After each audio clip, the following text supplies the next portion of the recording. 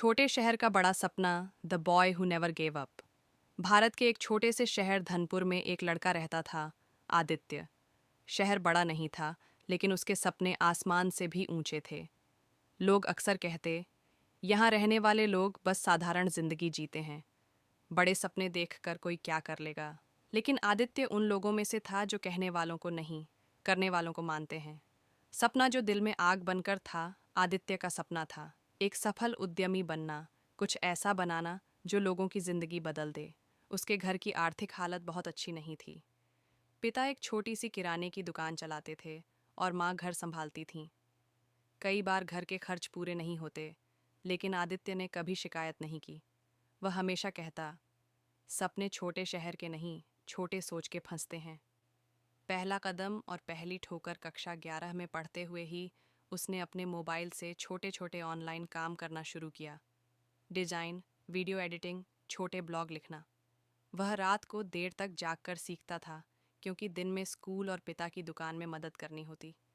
कई बार लोग उसे ताने देते, इतना सब पढ़कर क्या करेगा, नौकरी कर ले, यही बेहतर है। लेकिन आदित्य मुस्कुरा देता।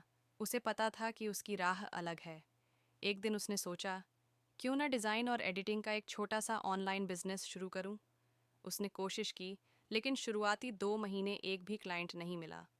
दोस्त मजाक उड़ाने लगे, तेरे जैसे लाखों हैं इंटरनेट पर, कोई क्यों तुझे काम देगा। आदित्य को बुरा तो लगा, लेकिन उसने हार नहीं मानी। वह रोज सीखता रहा, अपनी स्किल्स को बेहतर बनाता रहा। पहली जीत फिर एक दिन रात के 11 बजे उसका मोबाइल बजा। एक अमेरिकी क्लाइंट ने उसकी बनाई डिज़ाइन देखी थी और $30 का काम दिया। यह रकम छोटी थी, लेकिन आदित्य के लिए यह जीत इतिहास की तरह थी। उसने पहली कमाई पिता के हाथ में रखते हुए कहा, ये शुरुआत है पापा, आगे बहुत कुछ करना है। पिता की आंखें भर आईं, लेकिन उनके दिल में पहली बार भरोसा जगा कि उनका बेटा कुछ बड़ा करेगा।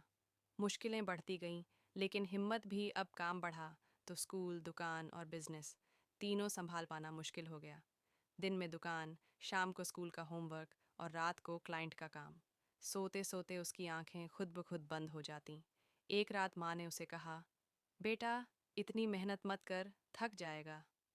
आदित्य ने बस इतना कहा, माँ, ये थकान नहीं है, ये मेरे सपने की कीमत है। सबसे बड़ा झटका, 12वीं की परीक्षा के समय उसके लैपटॉप की स्क्रीन अचानक काली हो गई। मरम्मत कराने गए तो पता चला कि नया लैपटॉप लेना ही पड़ेगा, जिसकी कीमत थी 45,000 रुपये। घर की हालत देखते हुए यह लगभग असंभव था। पिता ने कहा, आदि, अभी मत सोच बेटा, अगले साल देख